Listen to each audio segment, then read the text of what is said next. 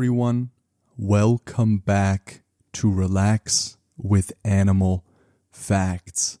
I am Steph Wolf, and today I am going to be learning with you about our furry, scaly, or possibly even slimy friends. And in today's case, it is actually not going to fit in any of these categories, but rather it is a feathery friend of ours because we are covering the oh so wonderful emu.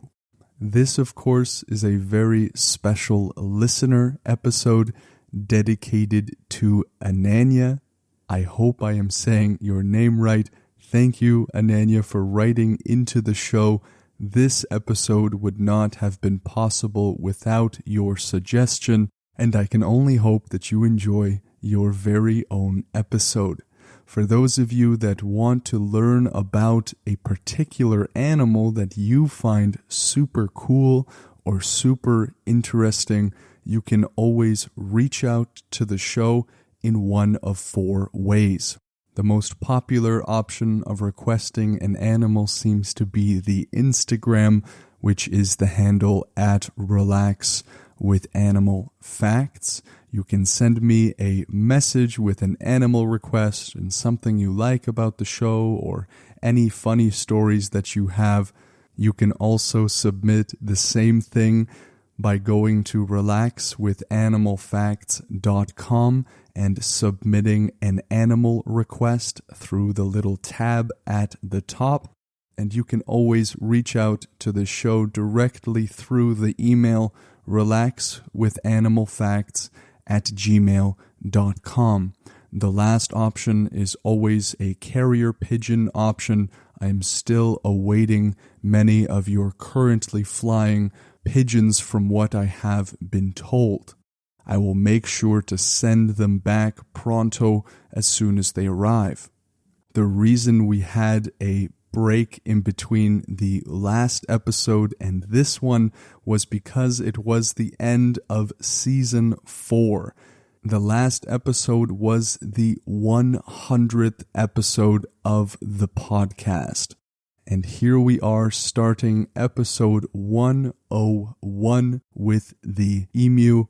And starting off this season, I want to request all of you to send me any suggestions that you may have on what you think would make the show better. If you have any particular criticisms or anything of that sort, feel free to reach out in the methods that we just covered. Before we hop right into this episode, I just want to say where I got my facts from. The facts that I used for this episode came from nationalgeographic.com, facts.net, and as always, for the name, I went to etimonline.com.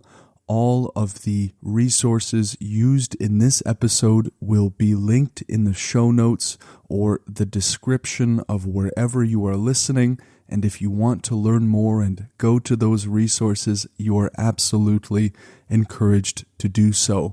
I am so grateful for all of the brainiacs and researchers that put out all of this information to make each episode possible. And now I would like for all of you to notice perhaps where you are carrying some tension. Is it in the neck? Is it in the shoulders? Perhaps in the head? In my case, as always, it seems to be in the hands. I encourage all of you to try to relax those parts of your body as we go into this immersive experience with me, Steph Wolf, into the savannas where the emu resides.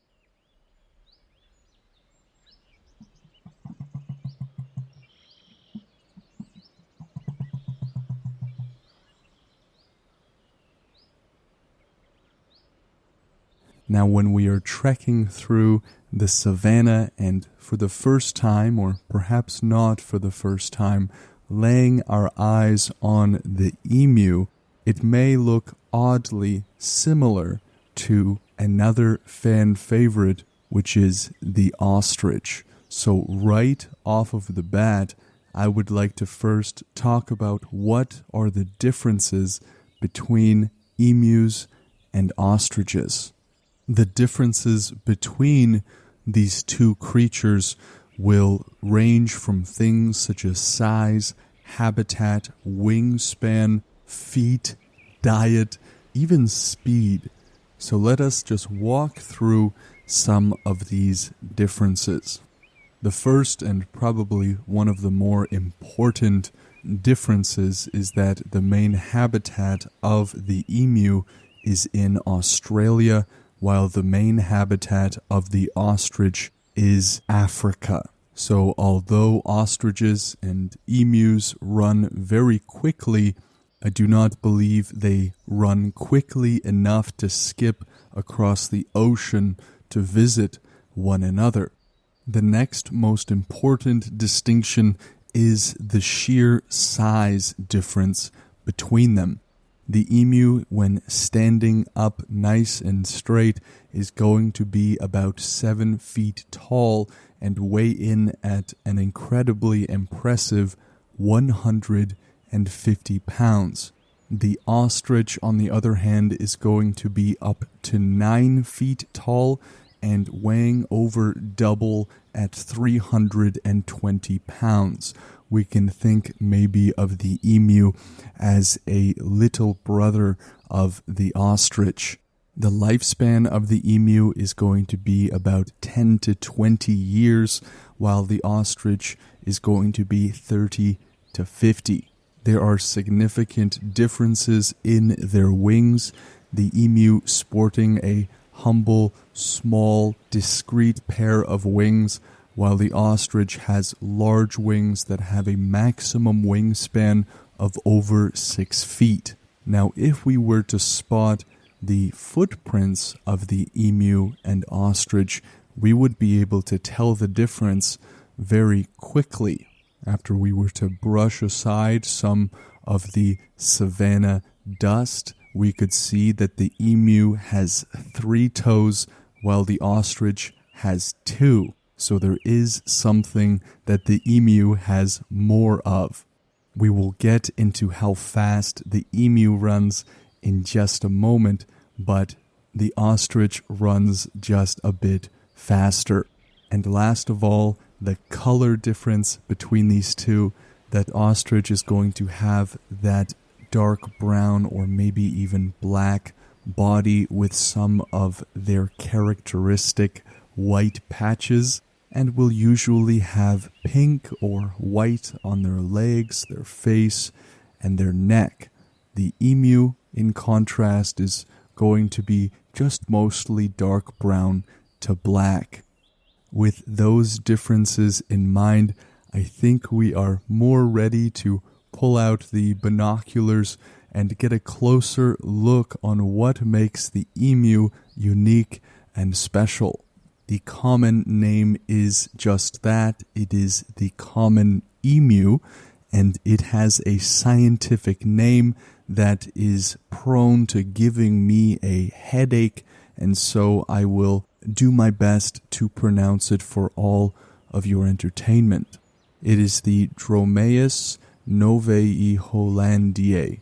There are some root words there that can actually tell us a good bunch of why the emu has this name, but we will wait until the end to see all of the ins and outs of some of those interesting words. The emu is, of course, a bird and is omnivorous, meaning it is not exclusively plant-based, but will enjoy some other things such as insects, which of course is not uncommon among many bird species that may come into our head. And this type of bird is classified as a flightless bird. This distinction is of course used for birds that are unable to take to the skies. Ostrich is another example of a flightless bird, as is the mighty penguin. But while the emu may not be able to soar gracefully through the skies, it sure can run. It has long, powerful legs that will allow it to run up to 30 miles, that's about 50 kilometers per hour. This compact supercar of a flightless bird can truly run very quickly and probably kick up a lot of dust, similar to the cartooned Roadrunner. Each emu foot is going to have 3 forward-facing toes that will give it an uncanny ability to grip the ground as it is going. This is a kind of organic or natural tread we may think of when we drive our cars at 60 to 80 kilometers an hour or 50 miles an hour. Perhaps we are driving around in a safari car. You can imagine how difficult it would be to maneuver, turn, and to stop if the tires were completely smooth.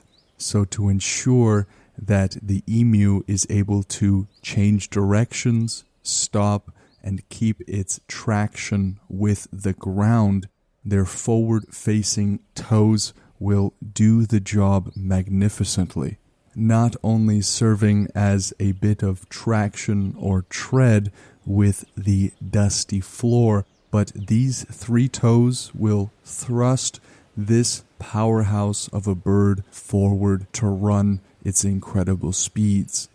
Suffice to say that when the emu feels threatened and decides to pull out some of its bird taekwondo, a kick from the emu is sure to leave not only a bruise, but for some smaller creatures that might be getting a little feisty, it could mean some serious trouble. Emus are members of what are known as the ratite family. This is going to include the ostrich, cassowaries, and rheas. They are among, of course, the largest birds in the entire world, being found primarily in Australia, where we have many listeners, but also in New Guinea, Indonesia, Solomon Islands, and the Philippines as well. Their kind of plain coloration of a grayish to brownish body is going to serve its purpose. We have to remember that the emu is living in hot, dry, arid habitats, and when it is running at 50 kilometers or 30 miles an hour, it better have some good protection from heat exhaustion and from the sun. And that is exactly what their feathers do. They provide almost complete protection from solar radiation. Their anatomical or physiological sunscreen is going to do them quite well.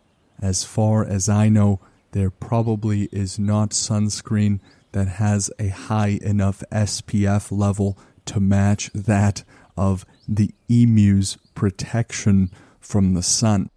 But along with this feathery armor that they are clad with, they will also be preferring areas to live in that have access to standing water. While many do live in savannas, they will also live in forests and grasslands.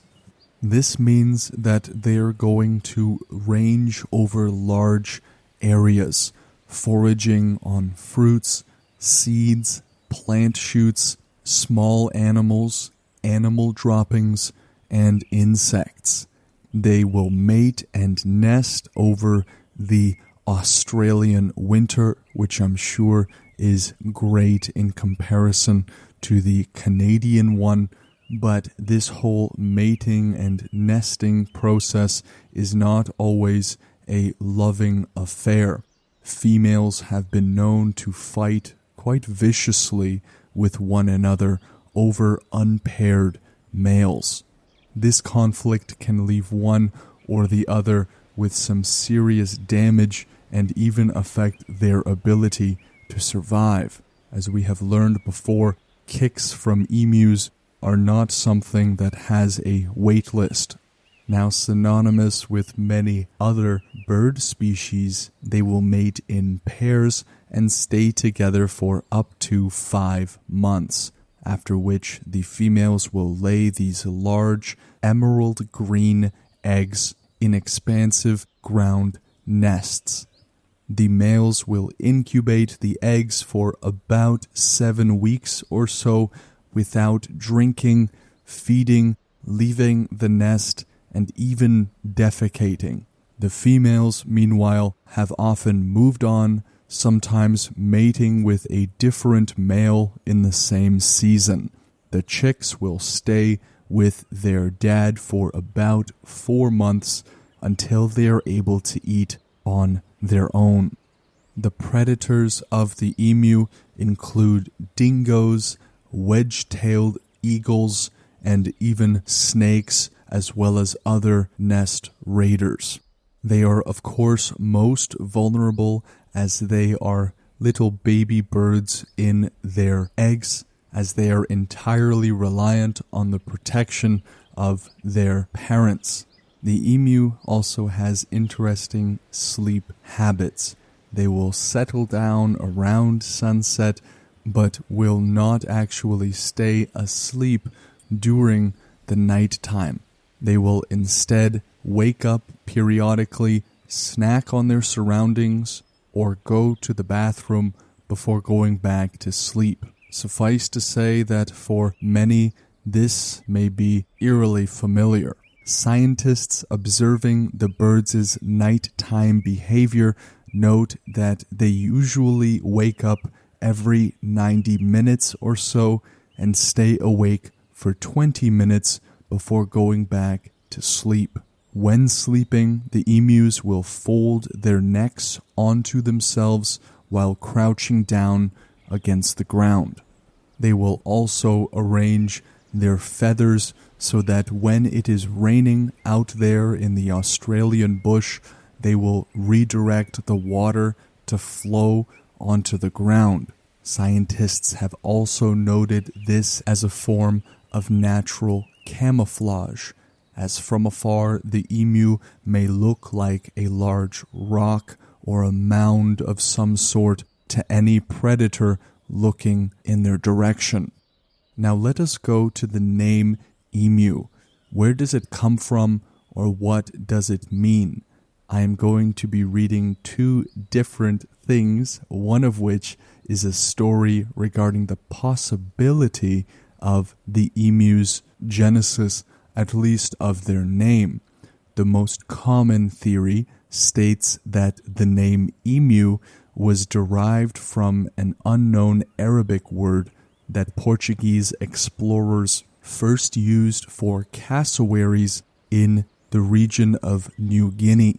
Given the similarities between the 2 birds, emu was also used for Australian birds. Another theory is that emu came from the word ema, which is spelled E-M-A, a Portuguese word generally used for big birds such as ostriches and even cranes.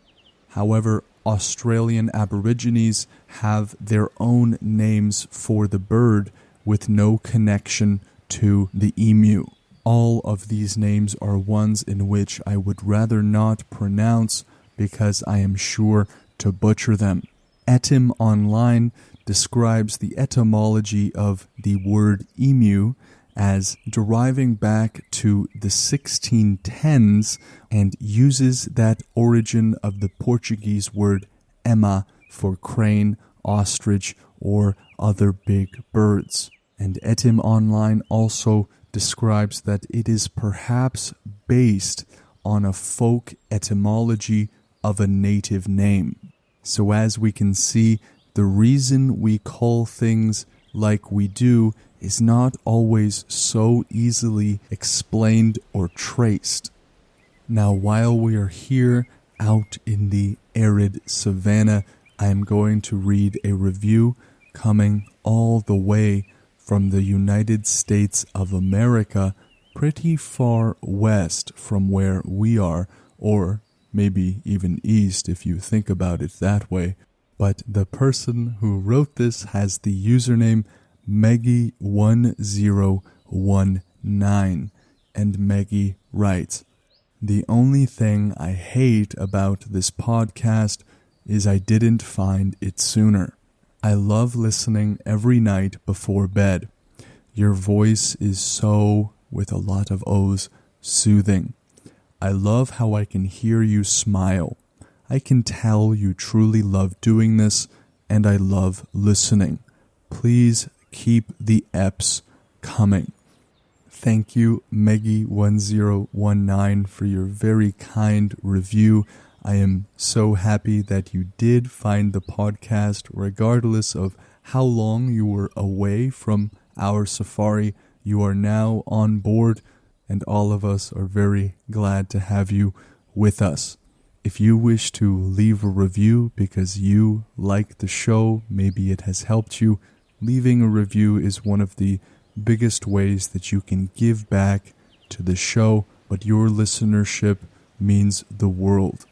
We are going to be continuing this episode on the Patreon Relax with Animal Facts.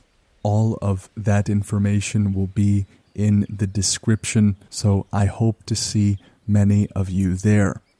Please send in your animal requests to either Relax with Animal Facts on Instagram.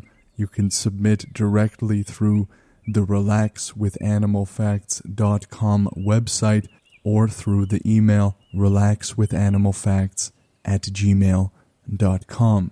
I am so grateful that all of you could join me to learn more about this very unique flightless bird, and I hope that you will all join me on the next podcast episode with the next animal. Take care.